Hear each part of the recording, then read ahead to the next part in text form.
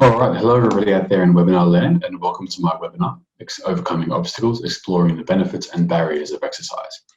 My name is Jonathan Fermanis, and I'm an accredited exercise physiologist. In today's webinar, we're going to be discussing some of the benefits around exercise and diabetes, as well as some of the common barriers that you can see with exercise, and we'll discuss some strategies about how to overcome these barriers. So before we start, here's a quick run through of some of the main points we'll be discussing today. And these include an overview of diabetes and exercise.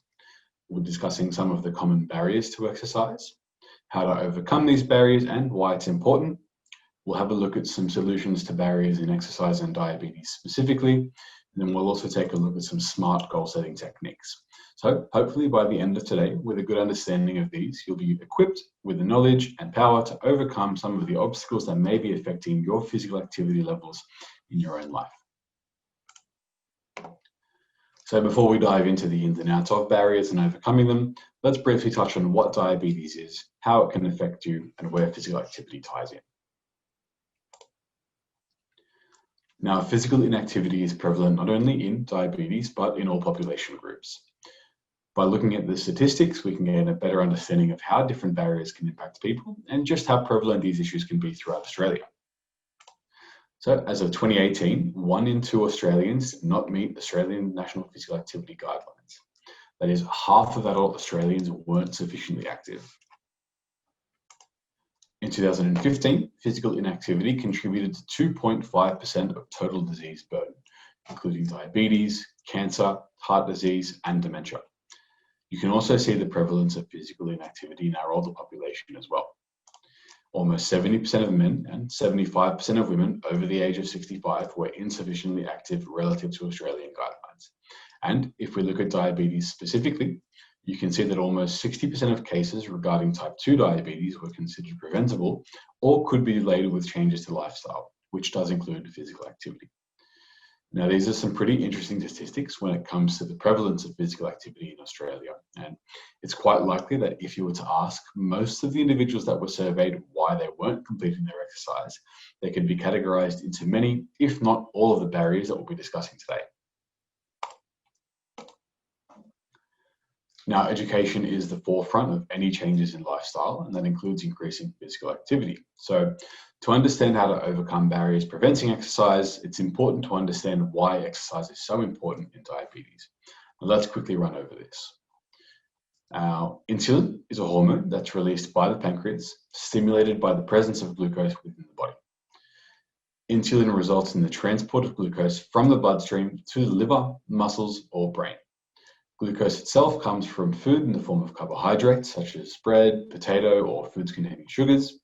Now, it's important to remember that carbs are our main source of energy for the brain, so we do need to maintain our uptake. In diabetes, there's an excess of glucose present in the bloodstream, which could be the result of a number of different factors. And overall, this is what leads to high blood glucose levels. Now we'll take a look at the different types of diabetes. So in type 1, the pancreas cannot produce insulin at all, as it's the result of the destruction of the cells that would normally produce insulin. This is why individuals who live with type 1 diabetes use an insulin pump. In type 2 diabetes, it's basically the result of a poorly functioning pancreas producing less insulin than is required to manage blood glucose, or the insulin that's produced has become less effective, and this is pretty commonly known as insulin resistance. Gestational diabetes is a form of diabetes that occurs in pregnant women, whereby hormones that are released by the placenta can cause insulin resistance and increase blood glucose levels overall. So we have a pretty basic understanding of what diabetes is. Let's talk about physical activity. Now, it has a wealth of benefits, and it's important to understand why it's so encouraged. As I mentioned earlier, by understanding this, it allows us to view exercise and physical activity in a more positive light and helps overcome the barriers that are going to prevent us from exercising. Of course, there are all the other benefits that come with exercise, but these can be even more important for people living with diabetes. So this includes, but is not limited to, improvements in strength, fitness, flexibility, balance, and coordination, which are all really important in helping us stay as mobile as possible and as functional as we can over time. Exercise can help reduce the fat in our body, and in particular, our visceral fat, which is our fat around the organs. And this is what puts us at risk of health complications like diabetes or heart disease. So there's a lot of research out there that tells us that lowering fat levels helps improve the management of diabetes overall as well. Exercise can also help improve sleep and stress, which can both have significant impacts on our blood glucose. So poor sleep is associated with increased insulin resistance, and stress causes the release of hormones like cortisol or adrenaline, which can increase blood glucose levels. There are also pretty significant impacts on your heart, bone, brain, gut, and mental health. So really, exercise is the best bang for your buck when it comes to managing good health. And many of the associated risk factors with diabetes, which we'll discuss shortly, can be positively influenced by physical activity. So you can obviously see that there is a clear multitude of positive benefits that exercise can have on our lives overall. Now, it's obviously important to understand the benefits of exercise with diabetes specifically as well. One of the most important factors that exercise can influence is, of course, your blood glucose levels.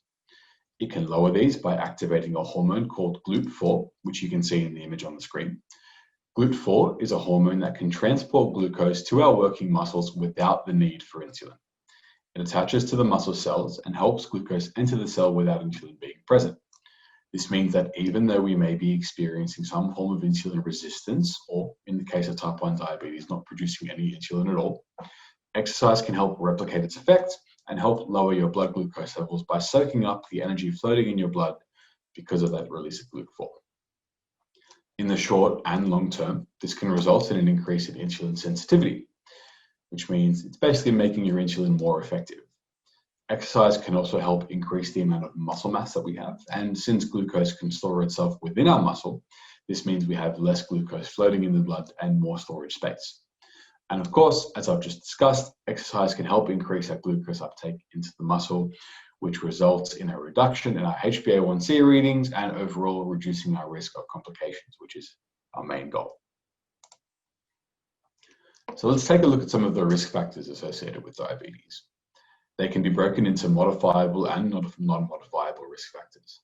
Non-modifiable risk factors cannot be influenced, but if we take a look at the modifiable risk factors, you'll notice that there are several that can be influenced with an increase in physical activity. I've gone ahead and highlighted these in bold, and this includes obviously physical inactivity, but also things like high cholesterol, high blood pressure, unhealthy levels of stress, and unhealthy sleep patterns. So of the 7 factors that I've mentioned, 5 of them are positively influenced by exercise. So as you can see, in both the management or prevention of diabetes, physical activity is essential. So have you ever caught yourself asking for that magic pill to get rid of all your bodily ailments? It's been said that if you could wrap exercise into a pill, it would be the best-selling medication on the market. So by increasing your physical activity, you can vastly improve many different aspects of your health all in one go, really making it great value in the long run. But as we all know, exercise isn't always the easiest thing to fit into our lives or complete. And more often than not, there is a reason for that. However, this can be positively influenced by increasing our understanding of what that reason is, why it's there, and how to overcome it. Which leads me to part 2 of this presentation, barriers to exercise. Exploring obstacles to your physical activity and how to identify and overcome them.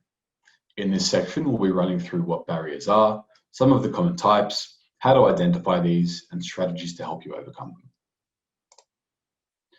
Let's start by discussing what exactly a barrier is. A barrier can be defined as a physical, mental, social, or environmental factor that prevents you from completing an activity. In this case, we're discussing physical activity. However, this can be applied to almost any circumstance involving completing a task. A better understanding of barriers and overcoming them can be applied to all aspects of life. Having said that, if we look at physical activity specifically, some of the most common barriers are time, motivation, access to equipment, fear, or cost. So if you're not sure what barriers might be impacting you, how can you identify and overcome them? One of the simpler ways to identify barriers that may be impacting you is by using the Barriers to Being Active quiz. This is a resource that's been developed to easily identify some of the most common barriers to exercise and whether they're impacting you or not. The quiz includes 21 questions regarding different aspects of why you may not be able to get your physical activity in. As you can see on the right-hand side, various questions relate to different barriers, including time, social influence, energy, willpower, injury, skill, or resources. This is a really useful resource to easily identify your barriers.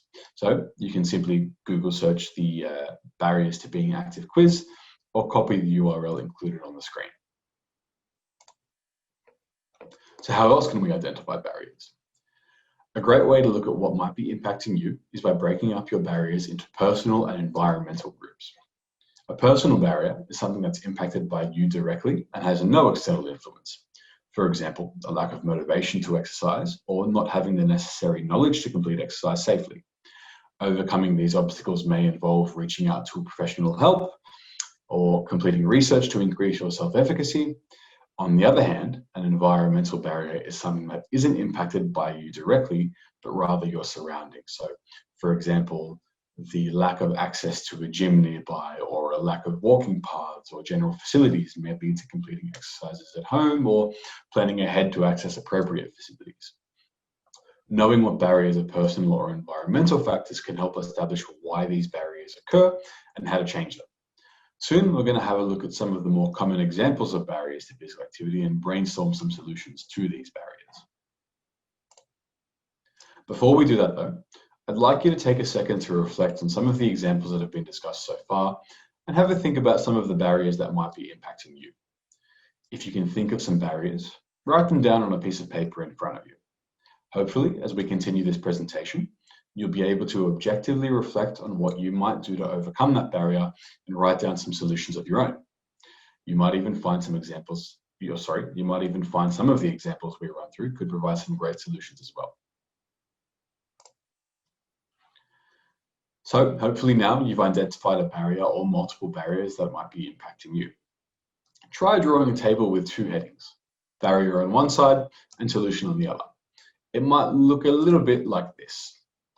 Here is a great example of a good brainstorming session regarding some barriers and solutions. Now, go ahead and list your barriers in the barrier section, and then start thinking of some solutions to these barriers. Oftentimes, seeing these side by side is a great way to identify a problem and a solution.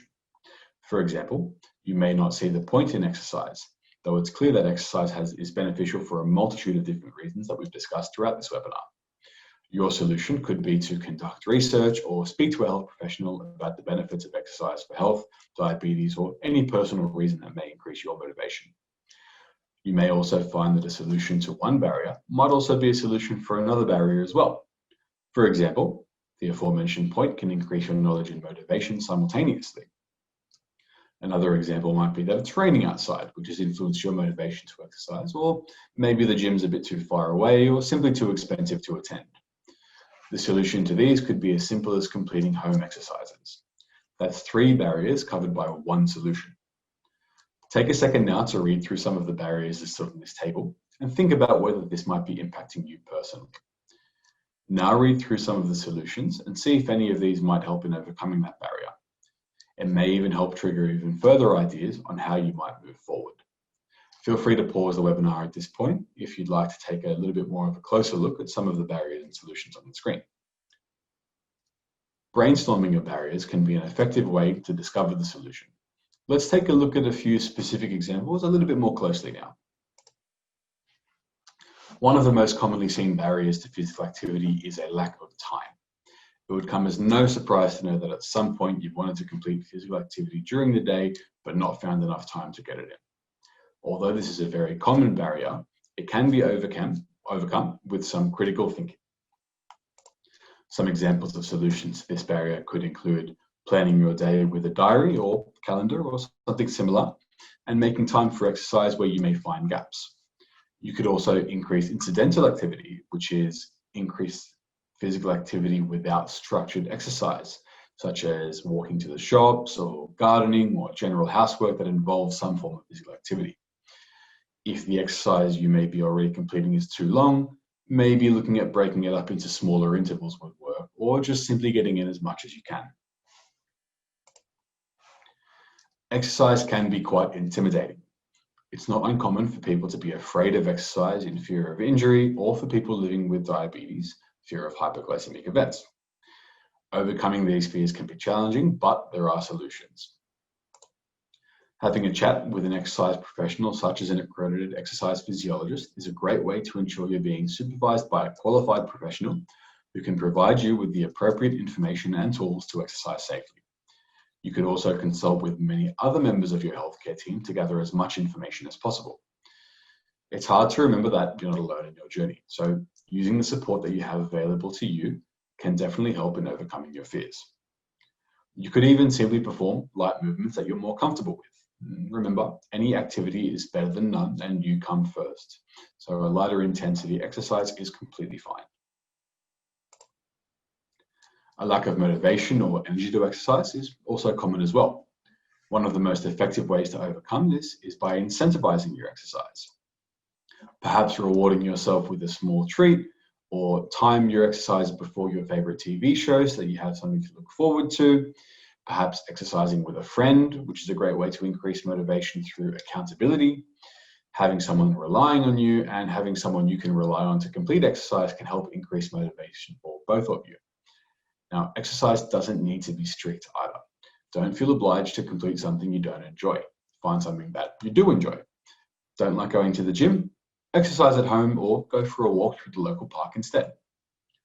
By applying this level of critical thinking, you can brainstorm solutions to almost all barriers to physical activity.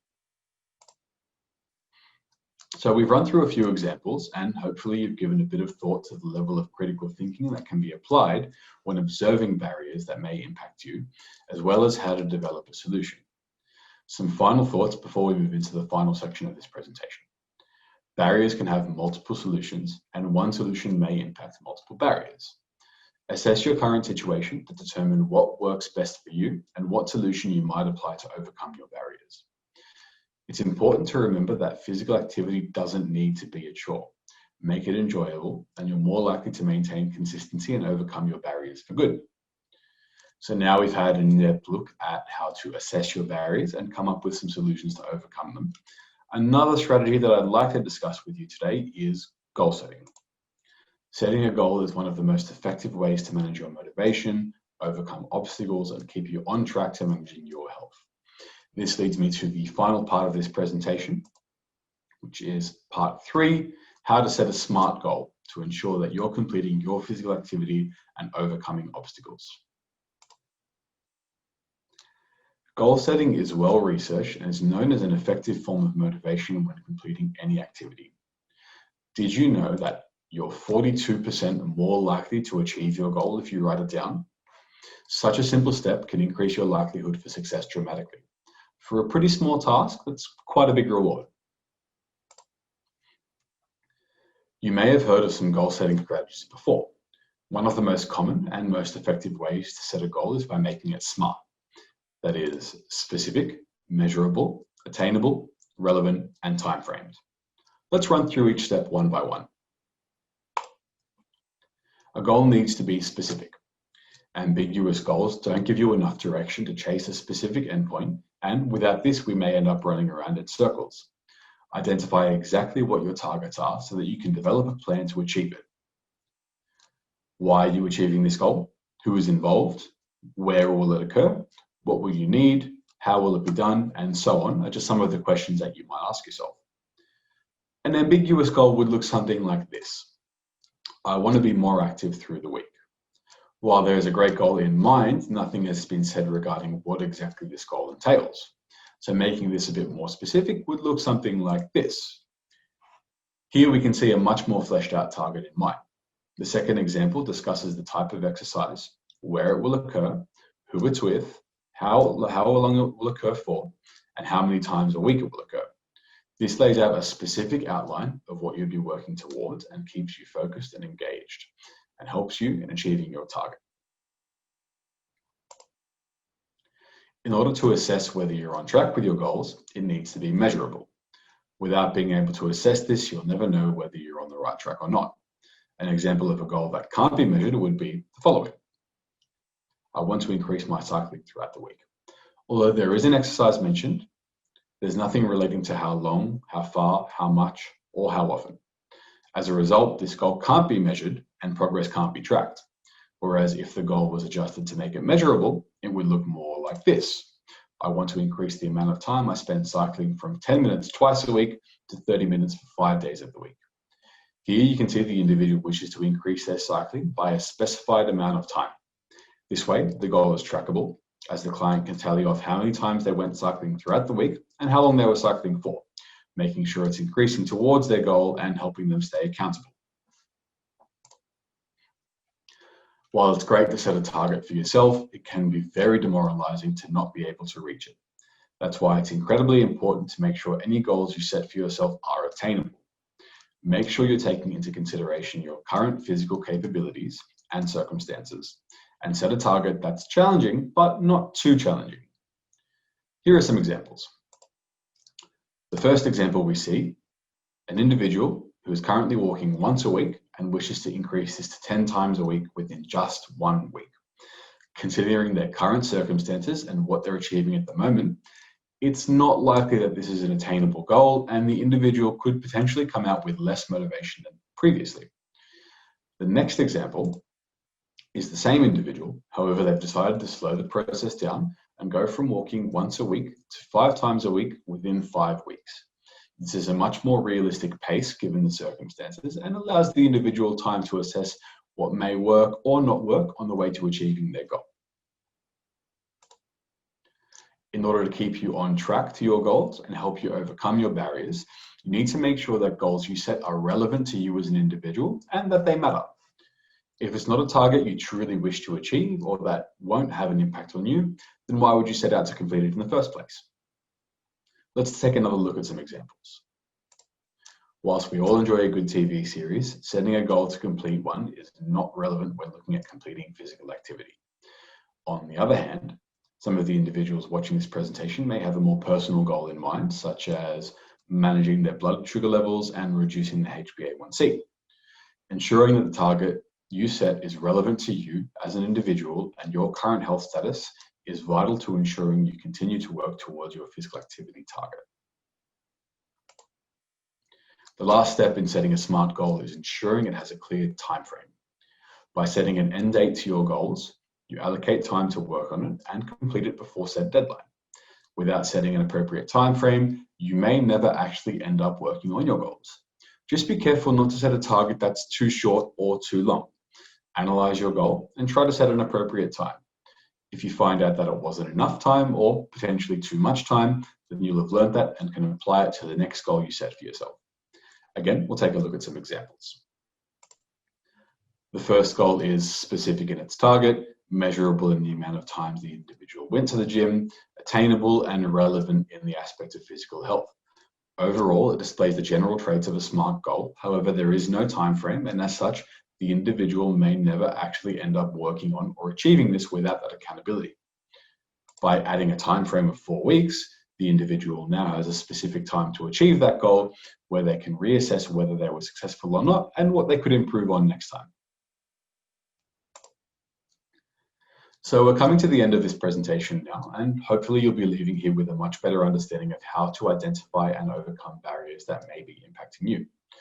To summarize, by understanding the importance of exercise and diabetes, you've taken the first step towards achieving your goals and overcoming obstacles. By identifying what may be blocking you, you can think critically and develop a solution that works for you as an individual.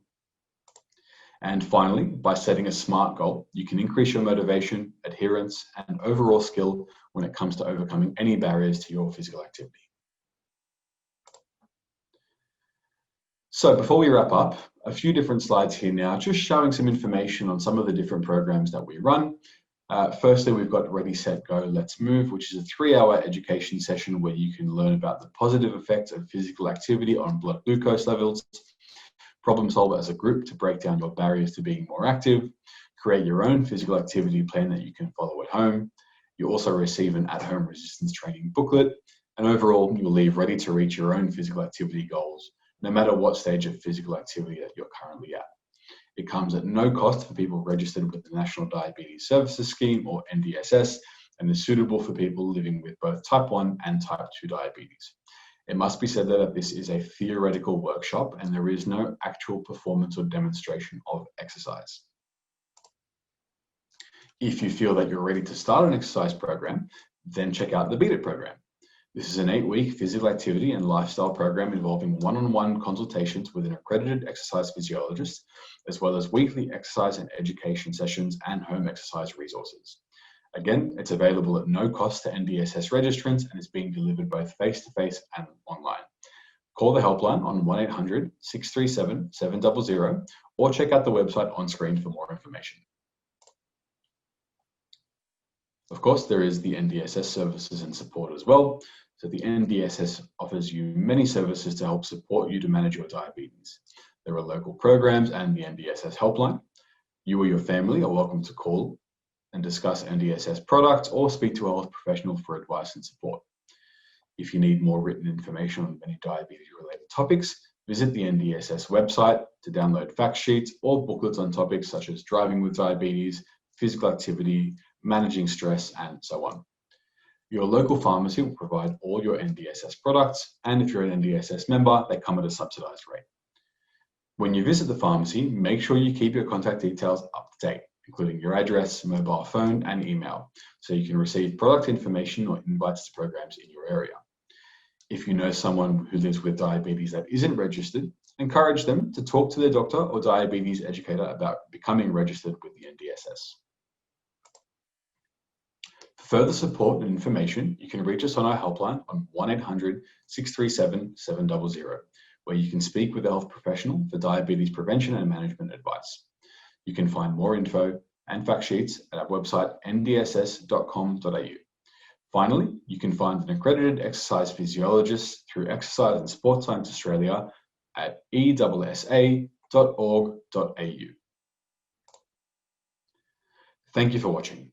If you have any questions, please don't hesitate to call the helpline or visit the website. I hope that you'll leave this webinar feeling more prepared to overcome your barriers and achieve goals.